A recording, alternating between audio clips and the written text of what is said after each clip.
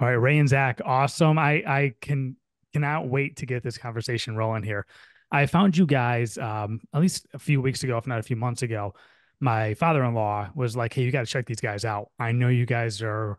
We just had a baby here at the house, and we're looking for a new car, possibly." He goes, "You got to learn how to negotiate and watch these guys. These guys are awesome." And since then, I've been watching your videos, just diving into the library that you have. Amazing content, great videos, great website with Car Edge.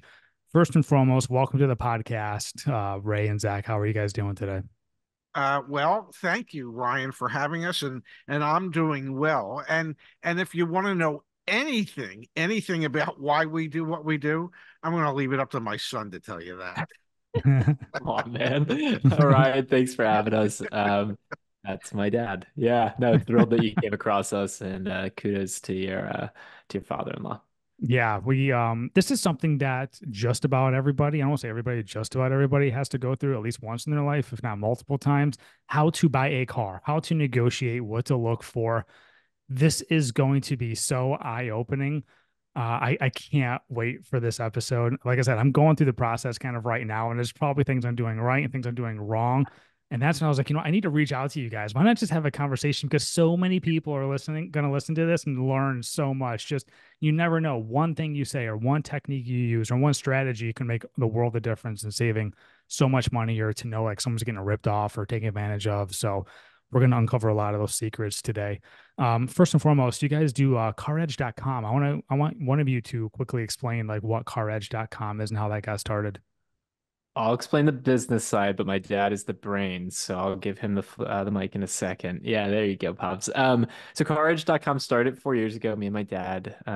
What we do is we help people buy cars. So there's really two main ways that we help folks. We have an insights product that is really for a DIY person, like all the data and email templates and talk scripts and anything and everything you could ever need to really level the playing field when you're negotiating a car, including the car search and all that fun stuff. We have that. And then we have a car buying service. It's really pretty simple. If you don't want to deal with that, you can pay us and we'll do it.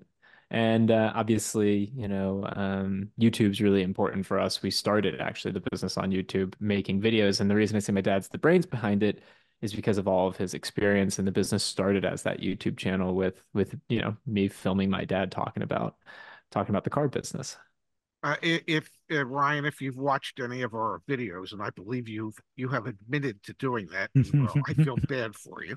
Um, but if you watched any of them, you'll notice that under my name it says Ray, 43 years in retail automotive, and under Zach's name it says Ray's son.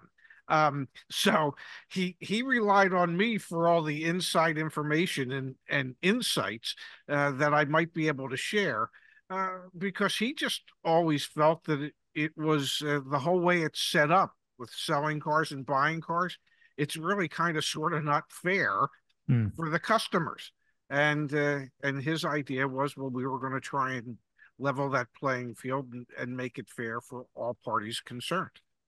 And at the time of this recording, you guys have almost 500,000 followers just on YouTube, which is freaking awesome. I love that. Good for you guys. You guys are clearly doing something right. You are definitely giving a lot of the tips and tricks and secrets that we're all wanting to know. So let's go ahead and dive into some of those right here. So tips when negotiating a car. What is the difference when negotiating a new car versus a used car? Is there any difference when negotiating? Oh, Yeah. absolutely. Go for it, Pops. Go for it. Well, I mean, the big difference is if you're looking at a new car, regardless of what brand it is, check with that brand's national website there, and put in your zip code and click on offers and see what type of offers there are from the manufacturer that you might qualify for. Uh, that really doesn't apply when it comes to a pre-owned car.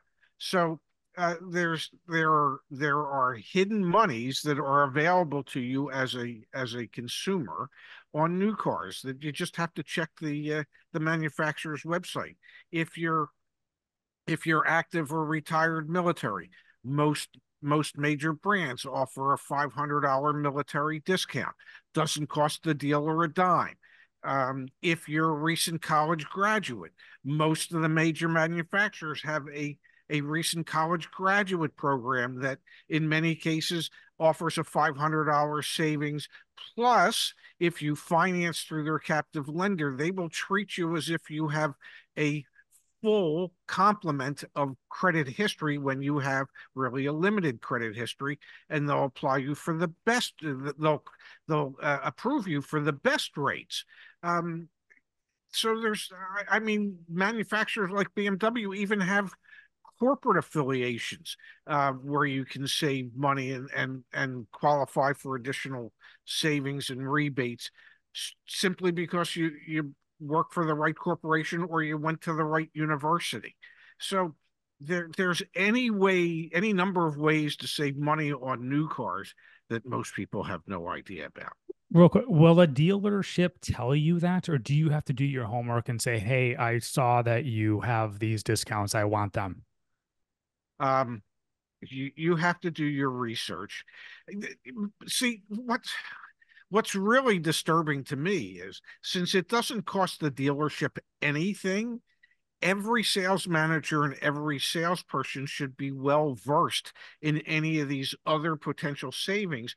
And they should be the ones asking the customer, hey, you wouldn't happen to be a first responder, would you? Or active or retired military. They need to ask all those questions because they can just instantly find additional savings for the customer. But just between you and me, most salespeople don't want to be bothered doing that. And my recent experience, I won't say which dealership, but I went to the dealership, went to multiple dealerships of the same make, if you will. We had two like multiple different answers from different people, and some people just have no clue. Hey, does this come with these type of seats, and does this turbo engine and all this kind of stuff? And they're like, oh yeah, it does. And then you do more research, like that trim never came with that color.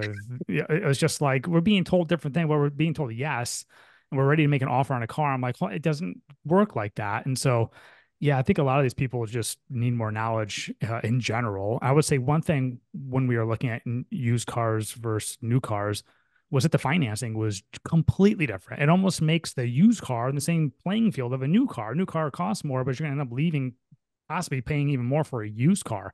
Do you want to hit on that as well? Go, Zach. Yeah, there's a great thread to pull on there, Ryan. The average, this comes from Cox Automotive, which is this huge conglomerate that makes a bunch of dealer software as well as some websites like autotrader.com. The average used car interest rate right now is over 14%. The average new car interest rate right now is over 9%. And so for those that can get an approval, on a subvented or a subsidized interest rate. So like those commercials we all see on TV for like I think the Ford F-150s, the 2023s that are remaining, it's 72 months at 1.9% financing or 0.9% fin. That's a subvented interest rate. When the average new car interest rate is 9%, when the average used car interest rate is over 14%. And so to your point, Ryan, yeah, that is a huge, huge difference when it comes to your monthly payment. And we encourage people to we have a monthly payment calculator back on our website. There's tons of monthly payment calculators out there. Like, look at that. Because that's a huge, huge component of ultimately what makes up the decision for most people is their monthly budget. And you're right on the money there. One other comment on new versus used. There's no such thing as two used cars that are alike. Every used car is its own. It's bespoke. And with new cars, that's not true. And so when you're negotiating a used car versus a new car, you have significantly more leverage when you're negotiating a new car because it's not bespoke. I mean, in some cases it can be. You're looking for a Ram TRX, whatever, or a Ford F-150 Raptor R with this, that, like, yeah, different ball game, but you're looking for a Toyota Camry Hmm. LE, it's not bespoke. Go contact 100 dealers within 100, or excuse me, contact all the dealers within a 100-mile radius. Use our email template. Like, it's not that hard. I don't want to trivialize it, but like that conceptually is not as difficult as there's one used car that has 25,000 miles. That is like that becomes a much more challenging endeavor than a new car. Yeah, that makes sense. I want to touch on that in just a moment. Zach, if you could help me with this, is an interest rate negotiable? And is it so high because of people's credit scores, or is that just because of like the economy today? Two factors, and I'm going to let my dad dig into the second one, which is the more material one, because I love you, Dad, and you are the knowledge man. Yes, credit scores, right? If the Fed funds rate is super high, then that's going to be, influencing the rates that we see in the markets. The second most important reason is, drum roll, please. What? Come on, man. It's marking up the buy rate to the sell rate. So yes, there's Oh, markups in the interest rate. It's indirect lending. When you're doing indirect lending, that can happen. Go for it, Doug. well, yeah, and when we say that the average new car rate's 9 point something and the average used car rate is 14 point something, well, that's exactly that. It's an average. There are many people that qualify for much lower rates than that. Um, and dealerships, since most customers don't realize that when they give a credit application to the dealer is now the one searching for the car loan for the customer. And that is absolutely indirect lending. And so to the bank, the customer is the dealership. They look at what the dealership's customer's credit looks like, and they go, okay, based on their credit, we'll approve this customer for 5.75%. You can mark that rate up 2 points if you'd like. And for every basis point that they mark up the rate, that dealership then participates in the extra interest that loan is generating. Mm-hmm. So the only time it probably makes sense to utilize dealer financing, the loans that they can place for you, is A, if they can beat whatever pre-approval you might have through your bank or credit union, or B, most importantly, if it is a subvented rate offered by the manufacturer's captive lender.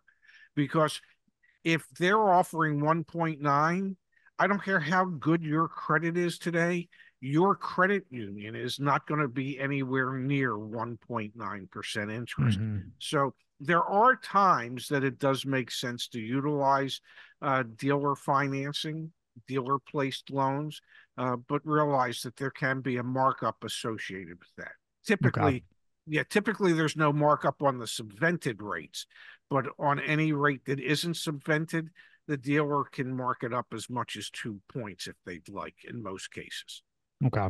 And now, Ray, I want to have something Zach just said as far as like new cars, all kind of the same, look within 100-mile radius. Something that we've been doing, which I'm kind of curious to get from your perspective, is kind of like pinning dealerships against each other. Hey, so and so said they'd give us for this, and what are your thoughts on that? As someone who was a dealer, do you freaking like hate that, or is that a good idea for me to do? What are your thoughts on that? Well, there's always leverage playing off two dealers or three dealers against each other. Um, I'm sure you're old enough to remember Lending Tree. Mm-hmm. And their whole premise was, well, you win when banks compete. Okay. And that's basically the same thing that we're doing here when you're asking two or three dealers to compete against each other. Now, as a dealer, do I like that? Absolutely not. I hate it, which is why most dealers, I'm sure you found, don't want to give you a price. They don't want to give you that out the door price because they're absolutely petrified that you're going to turn around and share that price with their competitor and that their competitor will beat the deal by $50 and you'll go to the competitor. My suggestion to dealers is be brave enough to believe in the price that you're quoting and give the customer reasons to do business with you above and beyond the price. There is more to purchasing a vehicle than just price. It's the relationship that you might build with that customer because of things that you offer that the other dealership might not. Spoken like a true car guy, if I may say so. I'm just kidding, Dad. I agree because when you do go to so many dealerships, you do have a chemistry better with certain people. Like they just treat you nicer. What can I do for you? How's your wife doing? Blah blah blah. And Yes. sometimes it's like I get in a texting conversation with somebody and they disappear for like 2 days. And it's like, well, where's my answer? You know what I mean? Like, do you care about me? What's going on here? So yeah, there's a lot of etiquette when it comes to that. I'm going to ask one of the most important questions, Zach. I'm going to start with you. I think everyone wants to know this. When they're looking at buying a car, we get a list of fees and a bunch of crap that we just don't know what the hell they are. You guys have great videos on this. So I want to tell my audience to go listen to your videos, go watch your videos with all this stuff on it. But let's break it down real quick. When I'm going to buy a car, there are a bunch of fees, a bunch of taxes, a bunch of stuff that I just don't freaking know what it is. Can you hit on real quick? What are some of the the legit ones versus some of the ones that are just absolute bogus so we can call out the dealership on? Yeah, definitely. We've seen some of these out the door quotes. So out the door is a really important concept. If you take anything away from this podcast, out the door is a really important concept to Google search out afterwards. We've seen some out the door quotes, Ryan, that have 20, 30 line items. It's absolutely ridiculous. So here's some of the things that I blame the state of California for some of this because they got a lot of government fees. But here's a pretty high level breakdown for you. There are certain fees you're always going to see when you're buying a car. State and local taxes, not negotiable. You can't negotiate your taxes. Title tags and registration. That's what the dealer is going to be remitting to the state to process the title, the tags, and the registration. Not negotiable. Your doc fee. That's the dealer's fee that is just, commonly referred to in the industry as the yacht fee because it is just a pure profit center for the dealer. But it has become ingrained, and you're not going to get them to budge off of that. If you really want to dig your heels in, you can ask for the dealer to discount the selling price of the vehicle by the doc fee, but they charge every customer that. And there is a premise within the industry that if you were to discount that or remove it for one customer, you'd be discriminating against other. Doc fee is an illegitimate fee that is very legitimate. It's alive and well, and you are going to see it. Those are your fees that you should expect to see: taxes, title tag, reg, doc fee. Fees to avoid: vehicle prep fee, dealer delivery fee, pre-delivery service fee, pre-delivery inspection fee, a reconditioning fee, an additional destination charge, an upcharge if you're paying cash versus financing. Fee adjacent line items you might see: window etch, nitrogen tire fill, pinstripes, paint protection, fabric coat. Like the list goes on and on. Those are all negotiable. And a great way to think about this, Ryan, and it's actually the hoodie that I'm wearing today. No, it's No, it's not. not. This says out the door price. If it's, I'm wearing one of our pieces of merch, out the door price hoodie. We have a piece of merch that says this. If it's taxable, it's negotiable. So if the state in your locality is taxing the thing, you can negotiate it. If they're not, it's a government fee. You can't negotiate that. It is what it is. So there's a bit of a list there that you can kind of maybe play back, and also a good kind of way of thinking about it. If it's taxable, it's negotiable. It was a couple weeks ago. I went to a dealership with my wife, and I believe you just said prep fee, right? I think it was one of the ones that you just said was prep Yep. fee. I saw prep fee was on there for like $1,800. It was something crazy. I was like, but I watched your video before I went there, and I was like, don't the manufacturers take care of this? Like, why should I be paying for this? And they came up with some BS excuse. I did not really care for my time at this dealership, so I knew I wasn't going to do business with them anyways. But they came up with some like BS excuse, and I was like, but I watched your video before I went in there, and I was like, I'm pretty sure this is one of their absolute BS charges on here, and that was no cheap fee either. It was like $1,800. It wasn't like $200 or whatever. So yeah, it's that's something to be aware of. And another thing I've noticed on the newer cars I'm looking at, so full disclosure, I'm looking at a Mazda, possibly. I have a Mazda. My wife's looking at a Mazda. Is they charge for paint colors. What are your thoughts on when they charge for paint colors? Is that negotiable? Is that normal?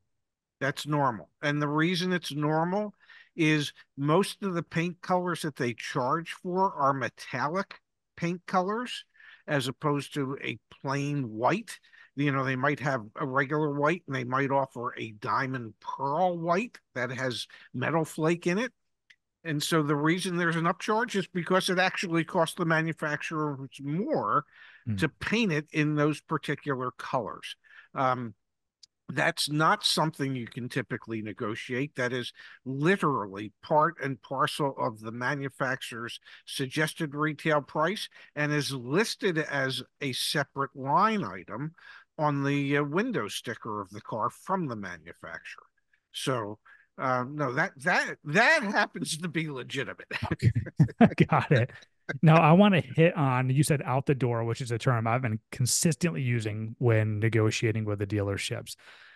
However, I think we also see MSRP just consistently. If you want to kind of like explain the difference between MSRP and out the door, and also something else, I kind of a part two of this question is, let's just make up a number.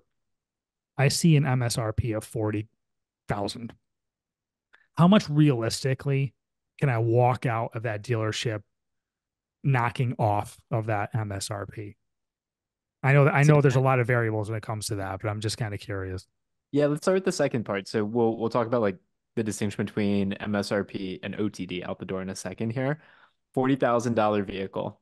If that is a Dodge Hornet, which is the slowest selling mass market car in the United States of America right now, if you're walking out of there without 10% off from the dealer and then an additional 15% off from the manufacturer incentive that's currently in the market, you did something wrong, right? Like you didn't get a great deal. If it's a $40,000 Toyota RAV4 Prime, which is one of the fastest selling vehicles in the United States right now, if you pay 40 grand, you did great. You didn't pay above, you paid a fair amount. So a lot of what we preach is predicated on market conditions, and market conditions in the auto industry have never been more volatile than the past couple of years. Mm. We went from an environment where there used to be a huge surplus of inventory to a huge shortage of inventory to a huge surplus of inventory again now coming back. And so it really depends on the vehicle, and we try and give people the information to help make an informed decision there. On our car search, it actually tells you what the target discount is you should shoot for from a dealer to try and help you understand what the dealer discount is that you should get. MSRP versus OTD, out the door price. The MSRP is the suggested retail price from the manufacturer. So all of the information that shows up on the Windows sticker, that's the culmination of that is their suggested retail price.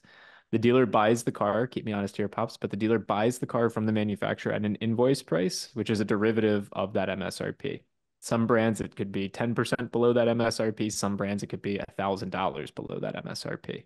There's some general rules of thumb. If you're buying a Toyota or a Nissan or a Kia, there's not a lot of spread from invoice to MSRP. If you're buying that Dodge Hornet, there's a big spread. Or one of those Ram 1500s, there's a big spread. When you ask for the out the door price, you're essentially asking for what is the selling price, so the discount off of MSRP that you're willing to give me, plus all of your fees that you're inevitably going to add on and my taxes, so that when I go contact other dealers and get a similar price quote, I can compare apples to apples. What I missed there, Dad? The only thing you basically missed is on an out the door quote, you want to know what you can negotiate the selling price to be off of the MSRP, then less any customer programs or rebates that you might qualify for from the manufacturer. So there's that situation where if you're a first responder and there's a $500 incentive from the manufacturer, or you're a active or retired military and there's another $500 incentive from the manufacturer, doesn't cost the dealer anything, but those are extra funds that you can get that should help lower the out the door price. You always want to negotiate a selling price based off of the MSRP and then ask for any customer rebates that you could qualify for. Awesome. Yeah, I know something I personally qualify for, but buying a Mazda a few years ago, they give $500 for Mazda loyalty if I were to like Mm-hmm. refer my wife to go, buy a similar car from a dealership. Another important question I want to ask is what else can we negotiate? Now, I know price is obviously the really, really big one. But what about like things like oil changes, like accessories for the car? We have like the all-weather mats or roof racks and stuff like that. Ray, if you want to hit on that as far as like the dealership goes, does that cost the dealership much just to kind of throw those accessories on there where it's important to me, but I don't really know how important it is or how costly it is for you to give me? Well, how much can an oil change be to a dealership? It's their lowest paid tech that handles oil changes. So the cost to the dealer is, if it's $30-$40, including labor and parts, that's a lot of money. So if you can negotiate four of them, five of them, okay. So it might cost the dealer $150, $200. It saved you on the retail end. They probably charge, if it was a $30 or $40 internal cost, they probably charge the customer $60. So it saves you more money than it costs the dealership. Uh, Things like floor mats, body side moldings, they have a legitimate cost to the dealership, and whatever that cost is, that cost is. Now, can they afford to throw it in? It depends how much profit's left in the front end of the deal after you've negotiated. I will assure you of one thing, though. You never get what you don't ask for. So, what's the worst they can say when you ask for it? No? Okay, let's move on with life. Or, okay, I understand you don't want to give it to me. How much can you save me on the cost of those items if I were to want them? There's always room to do that negotiating dance, but you have to ask. If you don't ask, you don't get. Completely agree with that, which is why we have not gotten a car just yet. And we've been shopping for over a month because I keep just trying to get these little things and try to get the price down to where we're comfortable. I mean, obviously that's priority number one, but we're asking for roof racks and all that stuff. Now we have a baby, we got things we got to travel with, put that stuff on the roof, room in the car, all that kind of stuff. Another thing that I wanted to hit on too is the car that my wife really wants. We test drove it about a month and a half ago now. It's an awesome car. We both love it, but it is still sitting there. At what point does it become an advantage for you, the buyer, that the car is still sitting there? Is there a way to know how long it's been sitting there?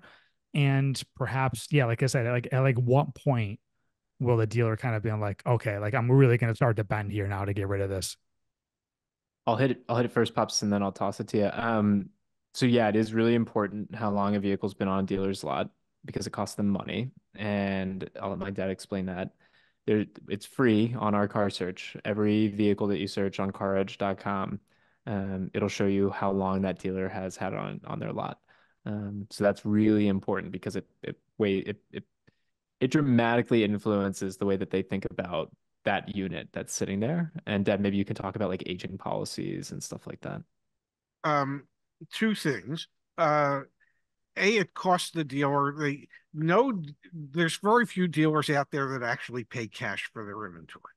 So once they get a notice from the manufacturer that a vehicle's on the way, uh, and they get invoiced for that vehicle, the dealer's bank that they have a floor plan line of credit with, and the floor plan line of credit is simply a credit line that might max out at $15 million, whatever it is. But it's simply a credit line that the dealership has set up to pay for vehicles as they get invoiced to them. So the dealership's bank pays the manufacturer. The dealership pays their bank interest on those vehicles every day it sits there. Mm. Now, the manufacturer, knowing that there are some carrying costs to having inventory on the lot, usually offers some type of floor plan assistance. It could be a percentage, it could be based on amount of time.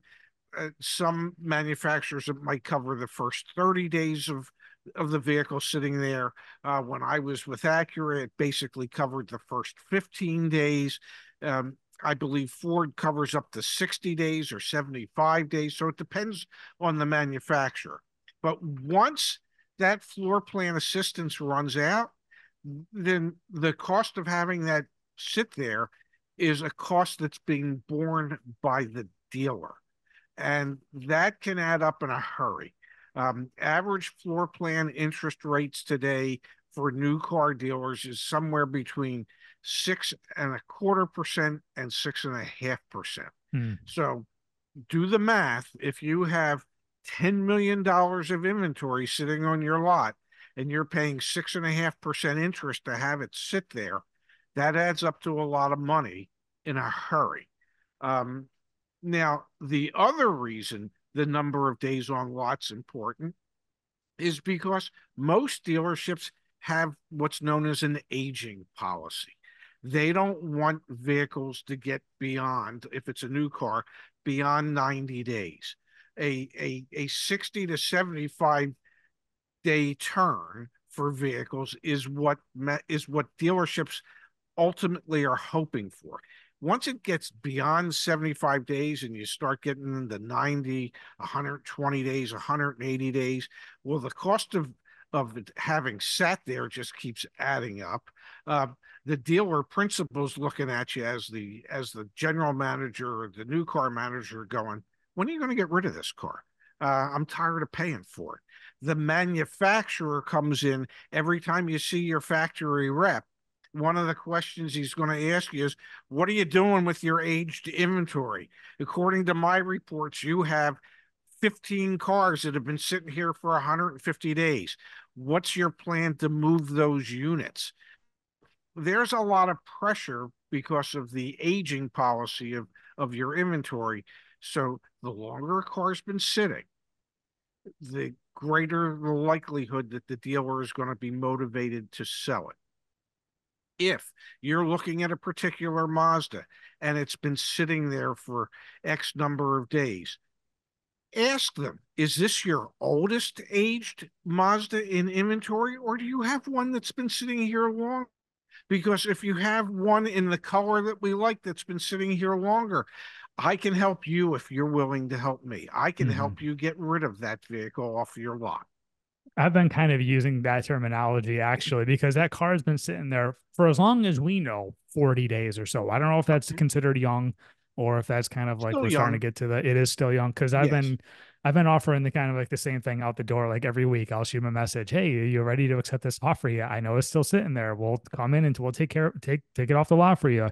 One thing that I got, and a lot of people are going to wonder this too, is the dealership was like, well, we're getting motivated to kind of move this car. If you come in, we can talk numbers and we'll try to get this off the car. What is the purpose of trying to get the person back in? Why do you want me to sit in there with you? And Ray, you're laughing. Well, because there's a much stronger possibility of you going home in that vehicle if you're there. Mhm. Okay. Um, as we used to like to say to customers, your presence is your best leverage. Okay. Threatening to buy a vehicle behind a keyboard is not nearly as motivating as actually being there and having the ability to be able to get up and walk out if they haven't hit your number. Because at that point, the sales manager's going, whoa, whoa, whoa, don't let them leave. Mhm. Okay. We've got to figure something out. So the fact that the reason they want you there is because you can actually go home in that new car today. You might slip up and say yes. Okay. And if you're home just typing away, you could say yes and not really mean it. And so if I'm there and I'm negotiating with a dealer, is there any telltale signs or is there any way to know if the dealer is being honest when he says, this is the best offer that I can give you? I've heard that a lot every time I buy a car, every time anybody's like looking for a car. This is the best offer I can give you. How do we know if they're being honest, if there really is any way to know that? If they let you leave. Mm. And the reason I say that is the only reason they all go in every day is to figure out how to sell something. And if you're the salesperson, you don't get paid if you don't sell something. If you're a sales manager, your salary is not the the biggest portion of your potential pay every month. It's the gross profit you make on what you sell. So if you're in a dealership and you've been going back and forth with this dealership via email, text, this is your third time in the dealership, you've negotiated quite a savings, and you say, I'm sorry, we're still 500 hours away, or we're 300 hours away. And the salesperson looks at you and goes, this is the best we can do. And they actually let you leave and don't come running after you. That was pretty much the best they could do. Now, that's not saying, they couldn't find another 50 bucks or $100 somewhere, but it's, how do when a customer says, I'll buy it at X number, how does the salesperson know you really mean it? Mm-hmm.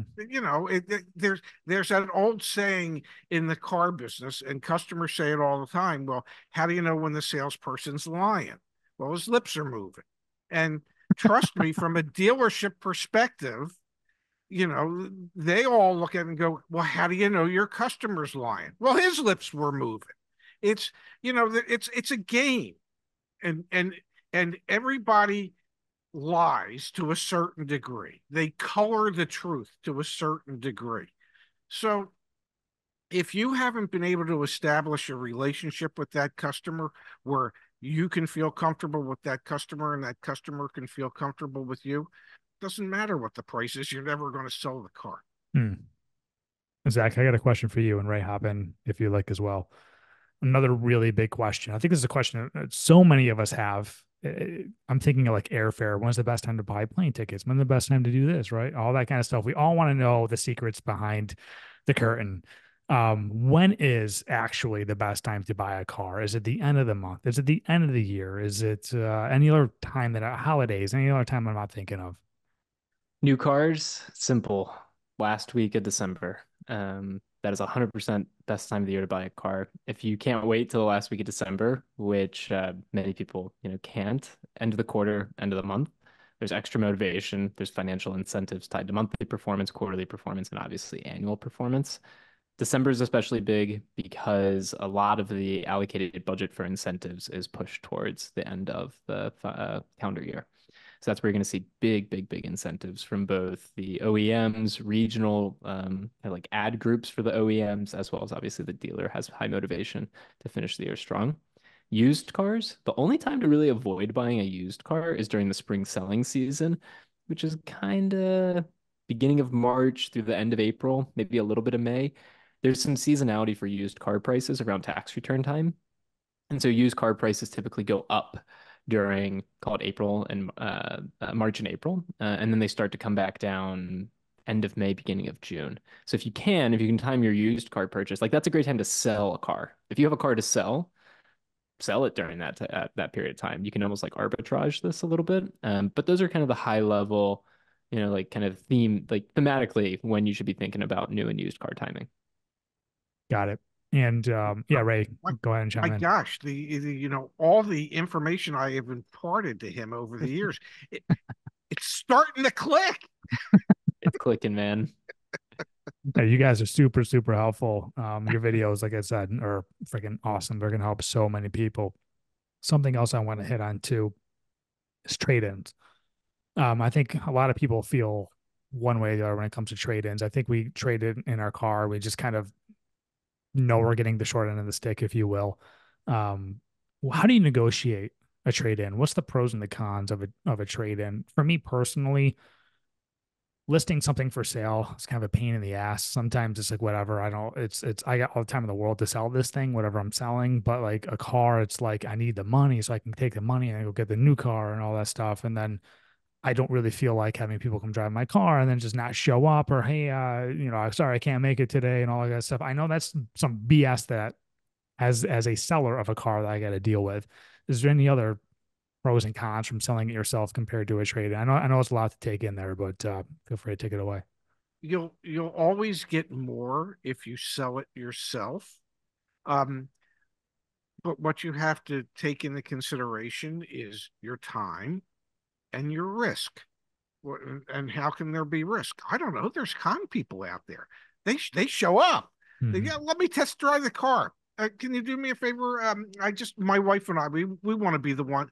Can you we'll be back in 5 minutes. You'll never see them again. Um, you know, who, where do you want these people showing up at your house? So yeah, are there risks involved with selling it yourself and inconveniences involved with selling it yourself? Yes. Um, but can you overcome all that and sell it for more than what you're going to get on a trade-in? You can.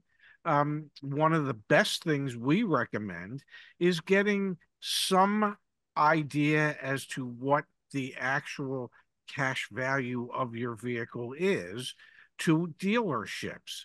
And Zach, if you want to go over how to utilize our what I call our sell widget, and you call it our sell tool, I suppose. I caredge.com/sell. Yeah, you can get instant cash offers. It's great. Having leverage is important, so that's that piece. But I will say, Ryan, one other thing, kind of in this, like, should I sell it private party or should I sell it in general versus trade-in, is in most states you get a sales tax basis benefit when you trade in a vehicle. So I'll explain what that is, and I will also note there are some states where you do not get this benefit. So if you're in California, the District of Columbia, Hawaii, Kentucky, Michigan, Montana, Oregon, and Virginia, there is no sales tax basis benefit. What a sales tax basis benefit is on a trade-in is, imagine you're purchasing a vehicle for $20,000 and the sales tax in your state is 10%. Your total sales tax due would be about $2,000, right? 10% of 20,000. You're trading in your current car for $12,000. The new basis for your sales tax on that purchase is actually decreased by $12,000, and now you're only paying $800 in sales tax on that purchase because your new basis for that sales tax is reduced by the trade-in amount. So that sales tax basis benefit is really important to understand, because you could actually have a private party offer that's more than what the dealer is offering you, but with the sales tax basis benefit, which, don't worry, it's a lot to take in, but the dealer, if they're doing their job right, they're going to make you very aware of this very quickly because they know they have leverage here.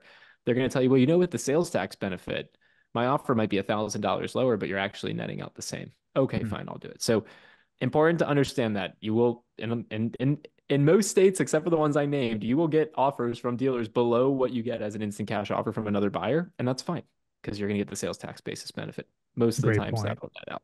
Great point. Ray, this is gonna be a question for you. How much is it negotiable as far as like what like the initial offer is? Because I want to give a quick backstory here. Is my wife and I took her car to CarMax just to get an idea of what we would get. Mm-hmm. It's actually pretty decent. We're like, okay, wow, decent.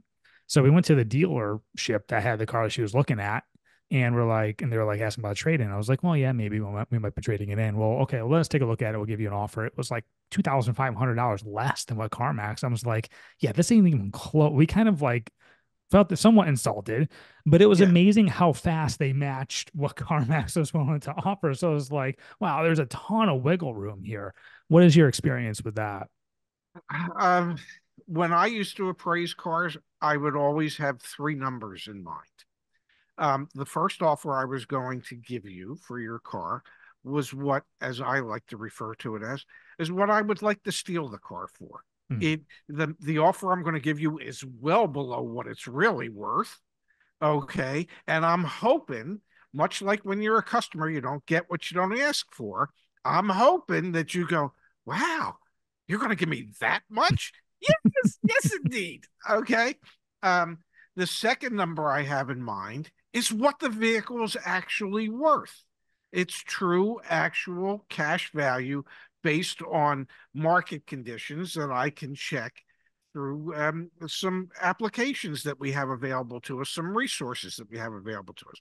And the third number I have in mind is how far I'll push myself over that second number in order to make a car go away today.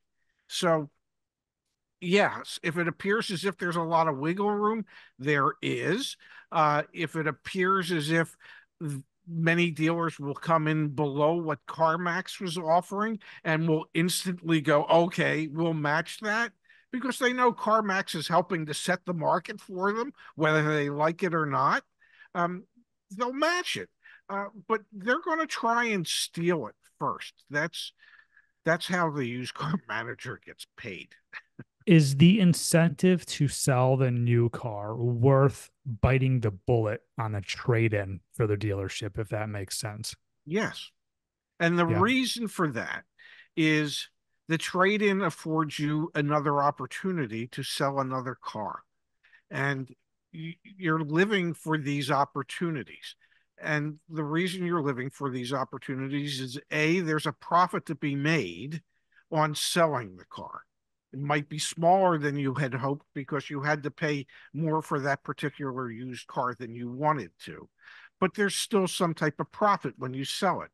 And then you've created another potential revenue stream for the dealership because the deal has to be finalized by going through the finance and insurance office where they do the final paperwork, and they're going to try and sell you on financing, and they're going to try and sell you on some protection packages for your vehicle, and you just might say yes to some of that. And then the third area of potential revenue is you might actually become a service customer of that dealership. Mm. So that's the reasons. Those are the reasons why a dealership will push in order to make that new car deal and get their hands on that trade-in. That's a great point. Something else that I do want to hit on. I know we're kind of running low on time here. Something else I do want to hit on: leasing versus buying. Um, when is leasing like ever a good idea? From what I've understood, it's not really the best financial decision someone can make, but I don't really feel super comfortable saying that. So if either of you want to touch on when possibly leasing is a really good idea. Uh, it depends. It depends on the situation. It depends on the circumstances. Right now, if you're in the market for an EV, you need to lease it because EVs values are dropping like a rock. Mm. And you would be foolish to want to buy something that you know is going to be worth, I don't know, 30% of its original value a year into the situation or 2 years into the situation. If you're somebody that doesn't drive a tremendous amount and you like having a new car every 3 years and you want to have the lowest possible payment and know that at the end of 3 years you get to start fresh again, then for that person it makes sense to lease because you're only paying for the percentage of depreciation that you're using the vehicle. And it's covered under warranty the whole time you have it, so that you have less potential risk and expense that you could be exposed to. And you know what your actual cost of that vehicle is going to be for the next 3 years and X amount of miles. Um, and during COVID, when prices skyrocketed, especially used car prices, there was that unusual situation where people who had leased cars and had the ability to buy them at the end of the lease, and not all leases give you that ability, but most do. And the residual value that you could buy it for, which was set the day you leased the car, might have been 35-40% below what its true market value was.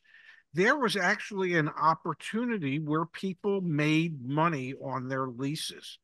So they And would buy the car and then just turn around and sell it and just take the cash. absolutely, yes. Awesome. Yes. And and But then and they got to some buy a car that costs more in return anyways, right? well, what some people did was they just bought their car and kept it. They Yeah. know everything about it. They're the ones that put all the miles on it. They're the ones that know whether or not it was serviced when it was supposed to be. And how often do you get to buy something at, I don't know, 30-35% below what its real value is? It's pretty awesome. Especially, yeah, that doesn't happen very often. That was an anomaly, but to a certain degree, it's still going on some leased vehicles today. You want to hear some crummy story before we kind of Sure. somewhat wrap this up? This is a crummy story. So this was 2 years ago, literally 2 years ago in April.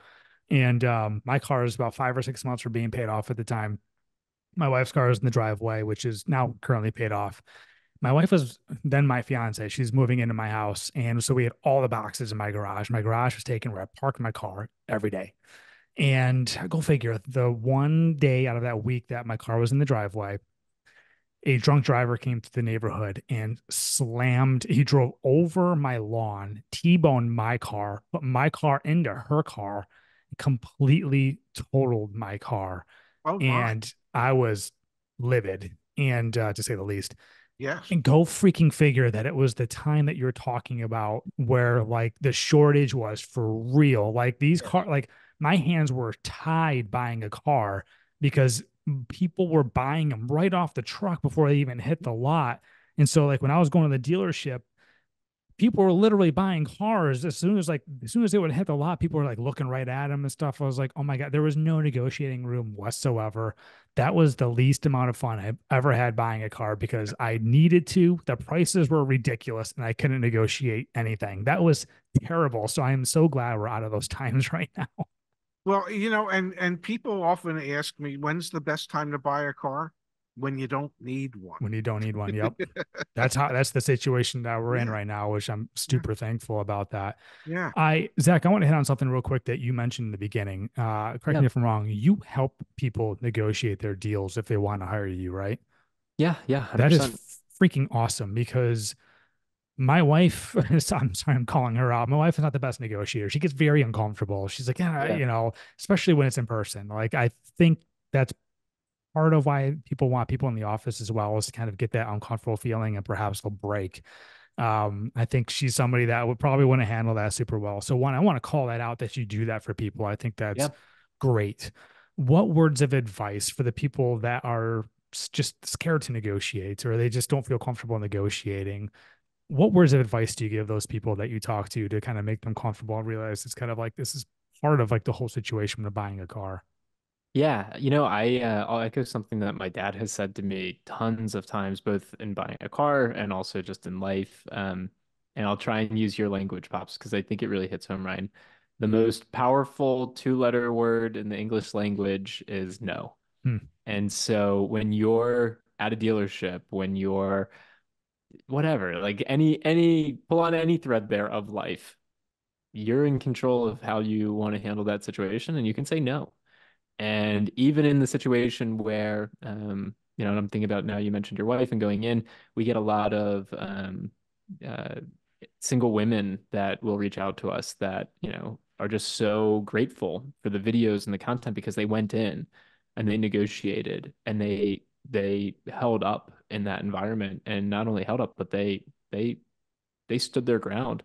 And the reason I single that out is because there is a lot of sexism in this industry, and a lot of expectation that like the husband has to, and that's all BS, My obviously. wife wondered that. She wanted me to ask you that question about like, do people look Oh, at it females? exists. Yeah. Oh, it exists. Yeah, Yeah. absolutely. Not everywhere. I think it's unfair to blanket, like every single car dealer like that. Like I would hope that my dad, when he was still in the industry, wasn't like that, and I have a lot of confidence that he wasn't. But I think as a general.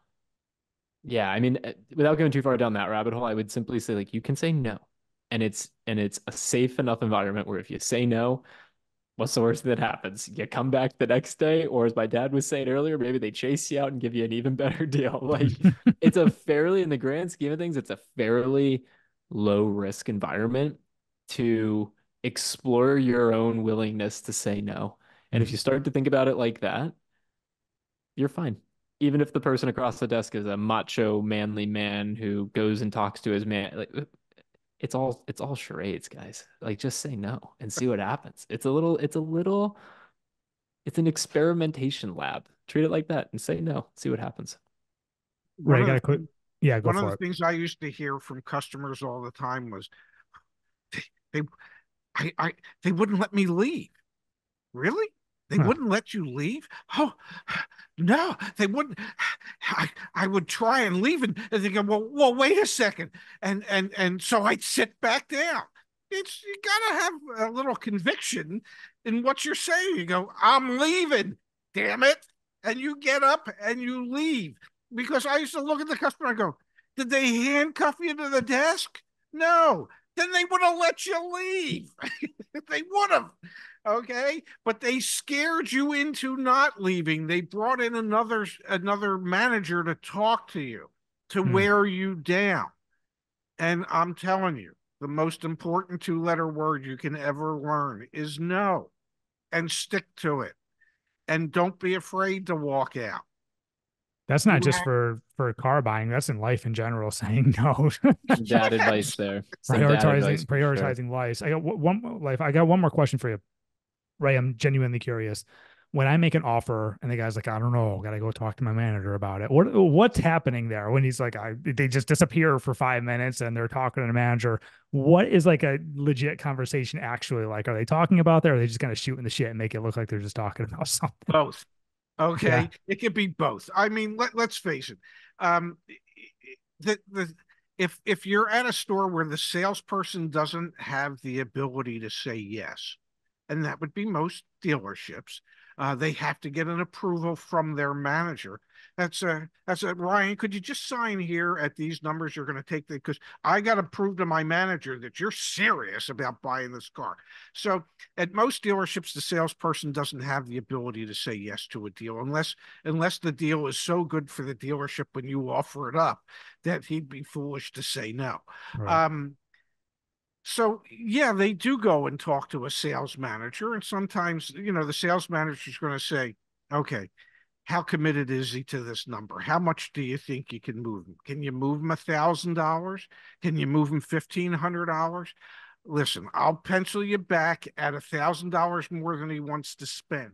Okay, get him to move half of that, and then fold like a cheap suit. Okay, so there is a conversation that goes on because ultimately the salesperson and the sales manager want to get to a yes. I mean that's the whole reason they're there.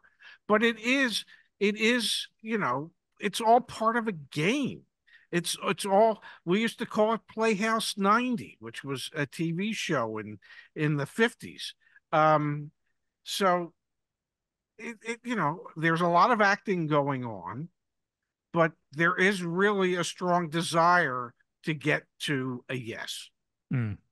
That's cool because they disappear. I'm like, is this even legit? Is this a show? Like, I've always kind of wondered what those conversations even look like. They could So be talking about what they're going to order for lunch. I mean, that happens too. I So kind of figure that's what they're doing, honestly.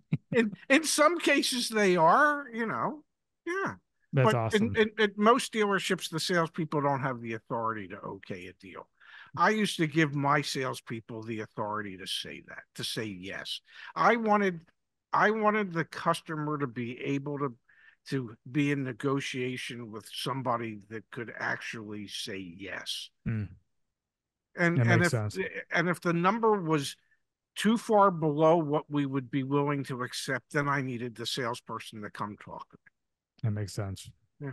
Ray and Zach, you guys have been better than I advertised it. Honestly, you guys have been freaking awesome. I want to give you guys an opportunity as far as like where people can watch your videos, find you. Like, I'm being serious when I say this. People like follow them, watch their videos, share it with friends and family, anybody you know, because it is super helpful. It is the thing I love about you guys. One, you're relatable. Two, you really want to help people. And three, you make it very easy to follow. It's basic. Some people I think scared about the whole car buying process. Big numbers. It's a really big purchase and all these Yeah. thousands of dollars. I don't know what to do. They start, Yeah. to get paralyzed and they panic. You guys make it so simple, just like this conversation. It's freaking awesome. So I can't applaud you enough. So please like share where people can follow you and find you and watch all your videos. That's really awesome, man. Thanks for saying that, Ryan. Yeah, of course. Yeah, Car Edge. Google search car, CAR, Edge, EDGE. I think even if you put a space in between it, we should pop up. And then Dad, we have the second channel where we do a Monday through Friday podcast that's live broadcast on YouTube on our channel. It's called the Ray and Zach channel, called Daily News You Can Use, which is just a really fun news stories in the auto industry. And then recently my dad's been on a diet. So we do like a diet check-in at the end of every show. It's just, we just hang out and people spend time with us, which is really special. Yeah, so if you look there, you should be able to find us. And you're at your local Acme food store like once a week, Dad. So if people find you there, that's another place, right? They have found me there. They have stopped me in the middle of the aisles there. Yes, that is correct. Yes. You guys are celebrities now. That's that's super cool. Well, I will say, I mean, the amount of content you guys pump out, it's not like if someone follows you, they're gonna see like one video every week or two or whatever. It is consistent. You guys are very up to date and everything that's going on. So if someone needs help today, tomorrow, or the next day or whenever, follow you. Seriously, go check out your videos Yeah. because things are constantly changing.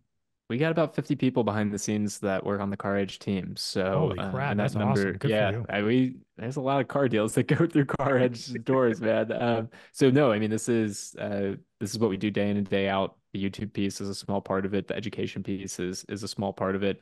And to be clear, it's also like the most meaningful part of it. So, it's awesome that we get to do what we do. And yeah, I'm really glad I get to do it with you, Dad. Yeah, people think it's just Zach and I. Um, there's literally over 40 people on the team, That's and awesome. as I like to say, it's really Zach's business. I'm nothing but the pretty face, and but in reality, Zach, as a young man, is a job creator, and he said it the other day on the show. I mean, he just, there's over 40 people that depend on him to figure out how to make this work. Mm. And so it is more than just Zach and I doing the live streams and doing videos and helping people. There is a whole staff of people that are back there growing the business and also helping people. um, it's pretty phenomenal to be part of it, at least at this late stage in my life. And it's got to feel rewarding too. You're actually helping people that need the help. And a lot of these people would be taken advantage of. Like you said, like these women went in there, like they stood their ground and stuff. They would not have done that if you were there to help them. So just think of all the money you've saved them and how the confidence you help them with and everything. Like I think that's just wonderful. Like your production's awesome. There's Zach, you're with a green screen behind you. Like that's legit. That is so cool. So I applaud you guys for everything you're doing. Keep up the good work. Would love to have you back on it anytime. Feel free to hop back on and share what's going on in the car industry. Like you said, it's constantly changing. Got EVs, we didn't even touch on that. There's so much to touch on, but I want to thank you so much for your time today and this valuable, very valuable information. Thank you, Ryan. Thank you, Ryan. We really appreciate it, and we hope your car shopping improves slightly after this. Yeah, so do I. The best time to buy cars when you don't need it. So we'll see. Exactly. Thanks so much, guys. Appreciate it. Yep. Thanks, Ryan.